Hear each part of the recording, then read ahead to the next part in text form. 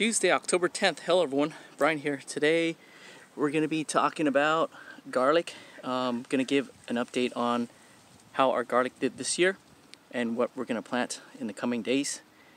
Before we do that, I just wanted to say that yesterday I got some fall seeds sowed, so finally got around to sowing some seeds for fall.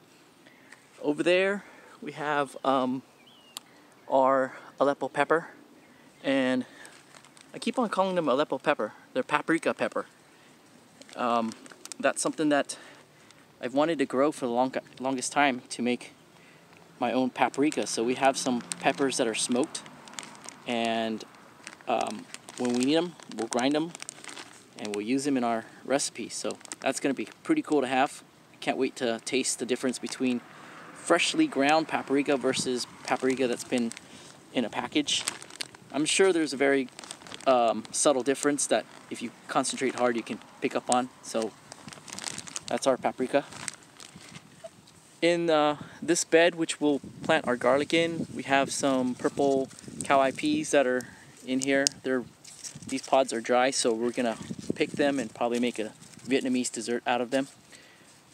And at the end of this video, I'll talk a little bit to provide some updates on our Birdie's Garden Products beds. Yeah, so let's get started. This is what we harvested this year in terms of garlic. We have a few varieties that did well, and some didn't do well at all. They didn't turn into garlic heads for us. So we have this one is the Lort's Italian. It generally grows about maybe 3 times larger than this, so we at least have some garlic to grow for next year. So we had a couple of good size bulbs, and we also have our favorite, which is the chestnut red. We have, let's see, 3 here, but we got a couple more, and we traded away some of our chestnut and other garlic, and we'll talk about that in a bit. Some more Lort's Italian. This one down here is Music. So this is a very popular one. So we're gonna see how these grow again. And over here are some of the Music that didn't turn out very good, but at the very least we should be able to use them in our recipes. But I wanted to record and document the results for you and also for myself. We also have more of the these are the Echilium red, so we have some that came out. And then our elephant garlic, which is actually in the leek family. It always does well. We had enough to bring to just give away to people at a seed swap. So here's our elephant garlic, and we grow them without any attention and love, and they get pretty big. We just throw them in the clay soil and they grow. So these are great for garlic aioli, because when you make a fresh dish out of them, they have the strong garlicky flavor. And what's best is that you just peel one clove and you have a lot of garlic to use, quote unquote garlic to use. So it's not a lot of peeling to get garlic.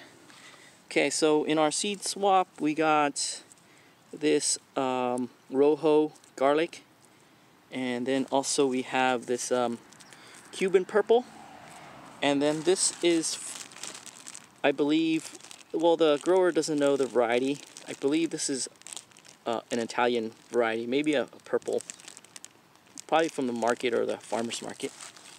And we're going to try more varieties. So we were part of a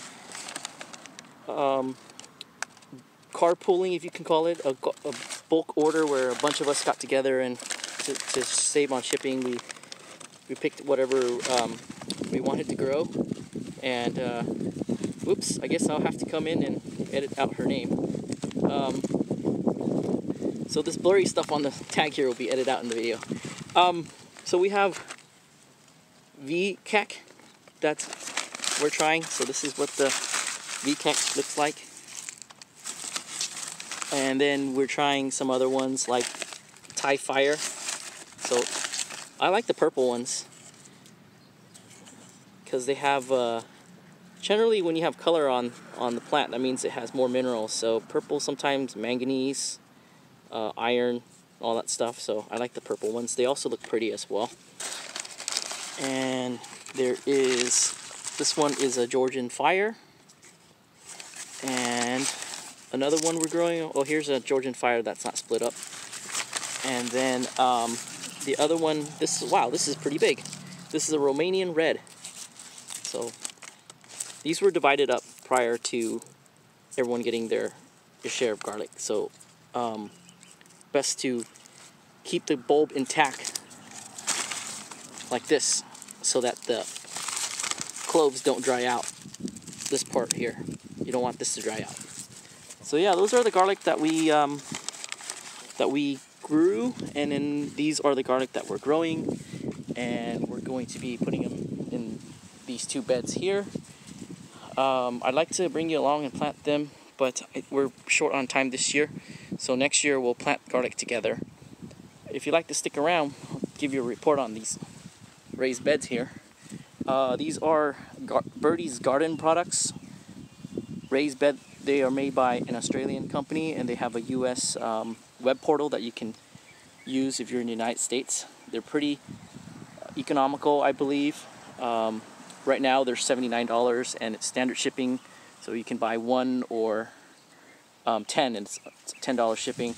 What's nice about these is they are the same price as a lot of vinyl beds, but this is made out of metal and especially coated, so if you're worried about metal leaching, this is coated so that it doesn't leach.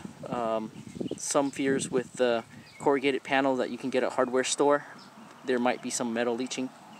And they are they come in panels, so you can see one panel here, and they're put together by they're held together by these bolts, and then on the other side they have the wing nuts. This makes it easy to put it together, but at the same time, just be careful if you're working near the edge not to scrape your hand. So far, they're very, very rigid, and there's not any signs of rust. We have very hard water from the municipality, so if you see anything like this is actually mineralization from the water.